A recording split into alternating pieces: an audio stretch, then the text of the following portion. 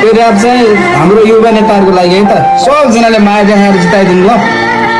अनि मलाई पनि ल है यहाँ हर्क बालेन रवि अनि कुलमान घिसिङ दाई सबजना एक हुनुहोस् एकचोटिलाई सबको आशा भरोसा आउनु हाम्रो रवि दाई देश लुट्दा आकाहरूलाई गर्नु है विदाई